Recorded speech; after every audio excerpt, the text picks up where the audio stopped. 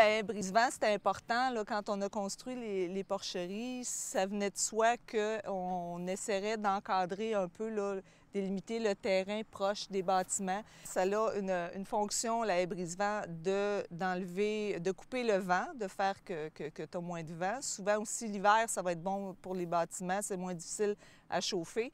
Mais aussi, l'autre fonction, c'est vraiment le plus possible couper les odeurs pour ne pas incommoder les gens qui habitent proches. Pour nous, on a toujours été sensibles là, à ne pas faire attention que les gens ne soient pas incommodés par notre production. C'est une façon de cohabiter qu'on trouve logique, puis en même temps, bien, de bon voisinage là, avec les voisins. La façon que nous, on a implanté la haie brise-vent, c'est qu'on a mis 2 rangées d'arbres pour devenir, bon, vraiment pour que la fonction de briser les odeurs puis le vent soit plus intense. Là. Fait qu'on a, la première rangée, c'est des mélèzes au complet.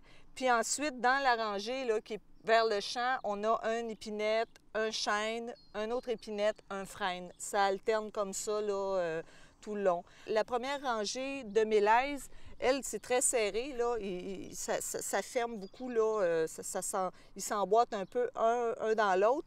Puis après ça, bien, c'est d'avoir l'épinette, elle va être plus en cône vers le bas, puis l'arbre feuillu, bien, lui, va vraiment combler l'espace plus haut, là.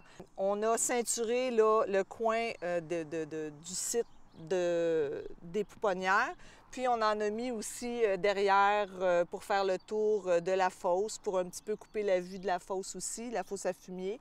Et on a fait le tour du terrain là, qui est le plus près possible, là, la partie qui est la plus proche des habitations. Visuellement aussi, c'est important. C'est important d'avoir une haie brise-vent, oui, pour l'environnement, mais aussi, bon, parce qu'il y a plein d'animaux. On l'entend, hein, ça s'entend, les oiseaux ont bien du plaisir dans la haie brise-vent, mais quand même, ça ne se fait pas tout seul. C'est beaucoup d'entretien.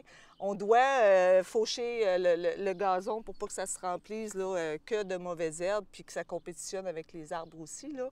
Puis on a dû enlever des branches là, pour faciliter là, le passage avec le tracteur. Bien, on a enlevé des branches là, les plus basses qui nous empêchaient de passer pour éventuellement, là, ça va monter, puis le couvert va en bas, on va être capable de passer, mais en haut, ça va faire, son effet va se faire le plus haut. Là. Il y a plusieurs avantages à ça, la haie brise-vent, là, mais c'est aussi d'être capable d'avoir du bon voisinage là, avec les voisins, de ne pas leur imposer nécessairement toujours notre production.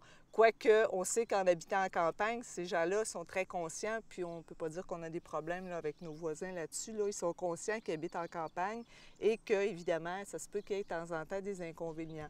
Mais on essaye de ne pas en mettre plus d'inconvénients pour garder des bons rapports avec les voisins.